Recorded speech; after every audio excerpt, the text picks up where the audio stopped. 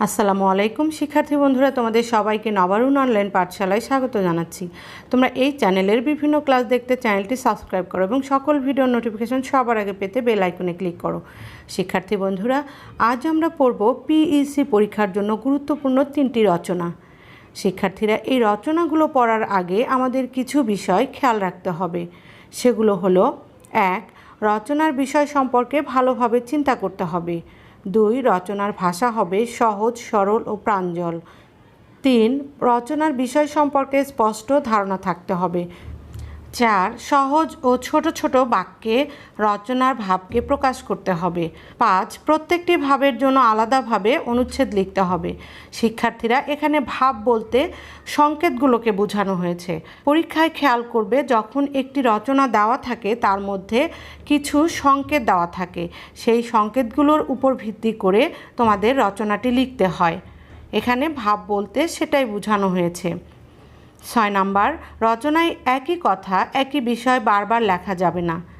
7. সুন্দর হস্তাক্ষরে লিখতে হবে। 8. বানান নির্ভুল হতে হবে এবং সাধু চলিতের মিশ্রণ যেন না হয় সে ব্যাপারে সতর্ক দৃষ্টি রাখতে হবে। শিক্ষার্থীরা, এই রচনাগুলো কিন্তু তোমাদের 200 শব্দের মধ্যে লিখতে হবে। শিক্ষার্থীরা, তোমাদের পরীক্ষার প্রশ্নে রচনা লেখার জন্য যে নির্দেশনাগুলো দেওয়া থাকবে, তোমরা ঠিক সেই নির্দেশনাগুলো অনুসরণ করে রচনা লিখবে। এবার তাহলে চলো আমরা রচনাগুলো শিখে নেই। প্রথমে আমরা পড়ব আমাদের দেশ অথবা আমাদের এই দেশ অথবা তোমার জন্মভূমি অথবা বাংলাদেশের প্রাকৃতিক সৌন্দর্য। শিক্ষার্থীরা, এখান থেকে যে বিষয়ে আসুক না কেন তোমরা এই রচনাটি লিখতে পারবে। প্রথমে আমরা লিখব ভূমিকা। প্রকৃতির রূপসী কন্যা আমাদের এই বাংলাদেশ। এদেশের নদী, পাহাড়, সাগর, অরণ্য আর সবুজ ফসলের রূপ দেখে আমরা মুগ্ধ হই। এদেশ যেন প্রাকৃতিক সৌন্দর্যের লীলাভূমি। বাংলাদেশের অবস্থান ও আয়তন। শিক্ষার্থীরা, এই যে অংশগুলো বলছি, এই অংশগুলোই হলো সংকেত। বাংলাদেশের অবস্থান ও আয়তন। বাংলাদেশ দক্ষিণ এশিয়ার একটি স্বাধীন সার্বভৌম দেশ। এদেশের আয়তন 1,47,579 বর্গ কিলোমিটার। এর বর্তমান জনসংখ্যা প্রায় 16 কোটির মতো। এই দেশ, এই মানুষ। আমাদের সৌভাগ্য, আমরা এই রূপসী বাংলাদেশে জন্মগ্রহণ করেছি। অপরূপ এ প্রকৃতির বুকে আমরা বিভিন্ন ধর্ম, বর্ণ ও জাতিগোষ্ঠীর মানুষ বসতি গড়ে তুলেছি। আমাদের একটি পরিচয়, আমরা বাঙালি। ধর্মীয় পরিচয়। এদেশে সাধারণত হিন্দু, মুসলিম, বৌদ্ধ, খ্রিস্টান ধর্মের লোক বসবাস করে। প্রতিটি ধর্মের মানুষ তাদের নিজ নিজ ধর্মীয় উৎসব পালন করে। গোষ্ঠীগত পরিচয়। বাংলাদেশে বাঙালি ছাড়াও চাকমা, গারো, সাঁওতাল, ত্রিপুরা, তংচঙ্গা ইত্যাদি ক্ষুদ্র জাতিগোষ্ঠীর লোক বসবাস করে। এসব জাতিগোষ্ঠীর নিজস্ব ভাষা ও সংস্কৃতি রয়েছে। পেশাগত পরিচয়। বাংলাদেশের মানুষের পেশাও বিচিত্র। এখানে কামার, কুমোর, জেলে, কৃষক, কেউ আবার কাজ করে অফিসে, আদালতে। সব পেশার মানুষ অন্য মানুষের সেবা করে। প্রাকৃতিক পরিচয়। বাংলাদেশের অপরূপ প্রকৃতির উত্তর পূর্বে রয়েছে ছোট বড় অনেক পাহাড়। দক্ষিণে বিশাল সাগর। সাগরের কোল ঘেঁষে রয়েছে সুন্দরবন। দিগন্তজোড়া ফসলের মাঠ চিরে বয়ে গেছে নদী। সব মিলে যেন এক ছবি। বাংলাদেশের ঋতু বৈচিত্র্য। বাংলাদেশ হলো ষড়ঋতুর দেশ। গ্রীষ্ম, বর্ষা, শরৎ, হেমন্ত, শীত ও বসন্ত। এই 6টি ঋতুতে এদেশের প্রকৃতি নানা রূপ ধারণ করে। এ কারণে এটি অন্যতম আকর্ষণীয় দেশ। উপসংহার।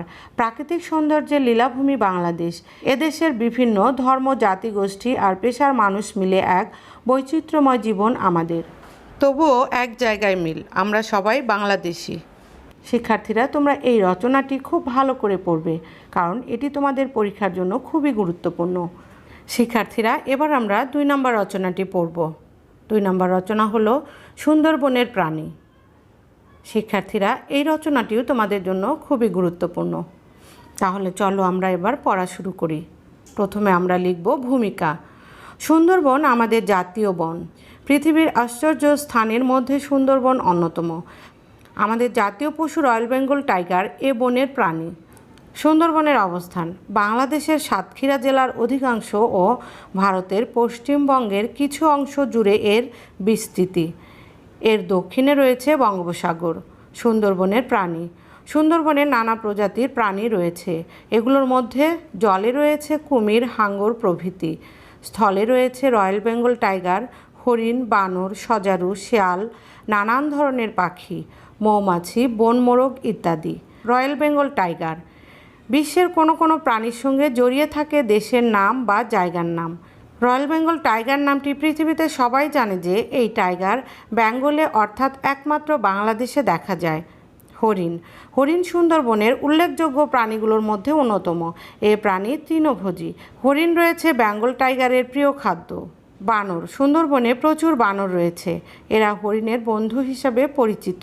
হরিণকে যখন বাঘ বা রয়্যাল বেঙ্গল টাইগার ধাওয়া করতে আসে তখন বানর গাছ থেকে চেঁচামেচি করে হরিণকে সতর্ক করে দেয়। মৌমাছি সুন্দরবনে প্রচুর মৌচাক রয়েছে। মৌয়ালরা মধু সংগ্রহ ও বিক্রি করে জীবিকা নির্বাহ করে। সুন্দরবনের বিলুপ্ত প্রায় প্রাণী। নানা রকম প্রাণীর জন্য সুন্দরবন বিখ্যাত। শিকারীদের অত্যাচার, প্রাকৃতিক বিপর্যয় ও রক্ষণাবেক্ষণের অভাবে এগুলো আজ প্রায় বিলুপ্ত। এদের মধ্যে উল্লেখযোগ্য গন্ডার। গন্ডারের মাথায় লোম দ্বারা আবৃত এবং শিং থাকে। গন্ডার 30 থেকে 40 মাইল বেগে ছুটতে পারে। একসময় সুন্দরবনে প্রচুর গন্ডার দেখা যেত, কিন্তু এখন তা সম্পূর্ণভাবে বিলুপ্ত। হাতি খুব পরিচিত প্রাণী। একসময় সুন্দরবনে অনেক হাতি ছিল, এখন একটিও নেই। এখন শুধু পার্বত্য চট্টগ্রামে হাতি দেখা যায়।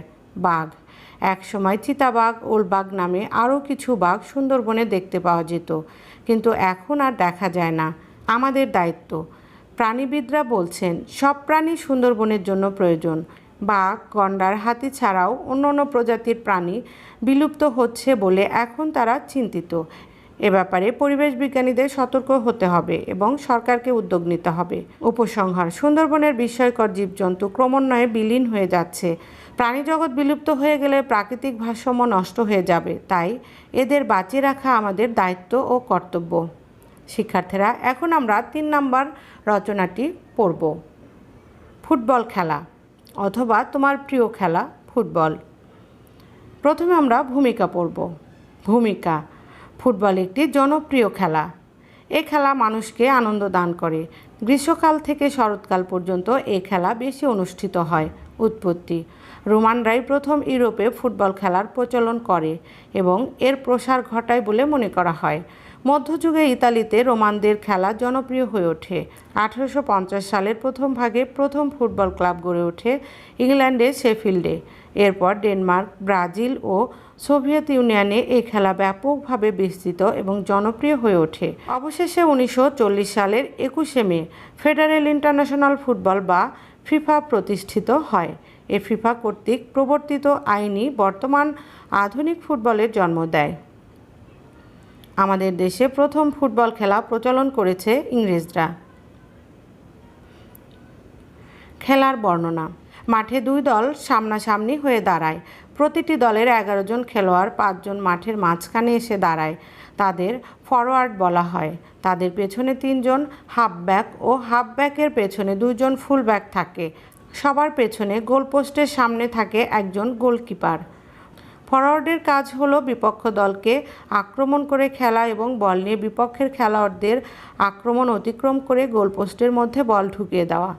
এভাবে আক্রমণ চালিয়ে যাওয়ার সময় প্রয়োজন বোধে ডানে বামে বা পেছনে তাদের সক্রিয় খেলোয়াড়দের কাছে বলটাকে পাস করে দেয়। ফুলব্যাক 2 জনের কাজ হলো বিপক্ষ দলের আক্রমণ প্রতিহত করে গোলরক্ষককে সাহায্য করা। গোলরক্ষকের কাজ হলো বিপক্ষের বল যাতে গোলপোস্টের ভেতরে ঢুকতে না পারে সেদিকে সতর্ক দৃষ্টি রাখা।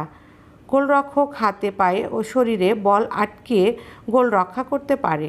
অন্যান্য খেলোয়াড় শুধু লাথি দিতে পারে, হাত দিয়ে স্পর্শ করতে পারে না। যে কারণে প্রিয়। বিভিন্ন খেলার মধ্যে ফুটবল বিশ্বব্যাপী সমাদৃত। এ খেলা অল্প সময়ের মধ্যেই হয়ে থাকে। দর্শক সমাগমও অধিক হয়। দর্শকদের মধ্যে উত্তেজনা ও শঙ্কা কাজ করে। এজন্যই ফুটবল আমার প্রিয় খেলা। খেলার নিয়ম: ফুটবল খেলা সাধারণত 1.5 ঘন্টা হয়ে থাকে। মাঝামাঝি সময়ে 10 মিনিট খেলার বিরতি দেওয়া হয়। প্রথমে বলটি মাঠের ঠিক মাঝখানে রাখা হয়। তারপর রেফারি 2 পক্ষের দলনেতাকে ডেকে টস করে ঠিক করে নেন কোন দল আগে বলে লাথি দেবে। নির্দিষ্ট সময়ে রেফারির বাঁশির শব্দের সঙ্গে সঙ্গে খেলা শুরু হয়। একমাত্র গোলরক্ষক ছাড়া অন্য কারো হাতে বল লাগলে হ্যান্ডবল হয়। কেউ বিপক্ষ দলের খেলোয়াড়কে বিনা কারণে লাথি মারলে ফাউল হয়। গোলপোস্টের সামনে ডি বক্সের মধ্যে ফাউল করলে পেনাল্টি কিক দেওয়া হয়। তখন গোলরক্ষক ছাড়া অন্য কোনো খেলোয়াড়কে আক্রমণ প্রতিহত করতে দেওয়া হয় না। বলটি কোনো পক্ষের গোলপোস্টের ভেতরে ঢুকে গেলে তাকে গোল হওয়া বলে। যে পক্ষ বেশি সংখ্যক গোল করতে পারে তারাই জয়ী হয়। উপসংহার: নানা রকম খেলার মধ্যে বিশ্বজুড়ে ফুটবল খেলার জনপ্রিয়তা সবচেয়ে বেশি। পৃথিবীর বিভিন্ন দেশে আন্তর্জাতিক পর্যায়ে ফুটবল খেলার আসর বসে। এর মধ্যে বিশ্বকাপ ফুটবল ও বিশ্ব অলিম্পিক ফুটবল খুবই জনপ্রিয়। আমাদের দেশেও এ খেলা বেশ জনপ্রিয়। শিক্ষার্থী বন্ধুরা, এই রচনাটিও তোমাদের জন্য খুবই গুরুত্বপূর্ণ, তাই তোমরা এই রচনাটিও ঝটপট পড়ে ফেলবে। শিক্ষার্থীরা, তোমাদের সবাইকে অসংখ্য ধন্যবাদ। পরবর্তী ক্লাস দেখার জন্য তোমাদের আমন্ত্রণ রইল। তোমরা এই চ্যানেলের অন্য ক্লাসগুলো দেখার জন্য ডিসক্রিপশন বক্স চেক করো। শিক্ষার্থী বন্ধুরা, তোমরা সকলে সুস্থ, সুন্দর, নিরাপদ থাকো সেই প্রত্যাশা রাখছি। আল্লাহ হাফেজ।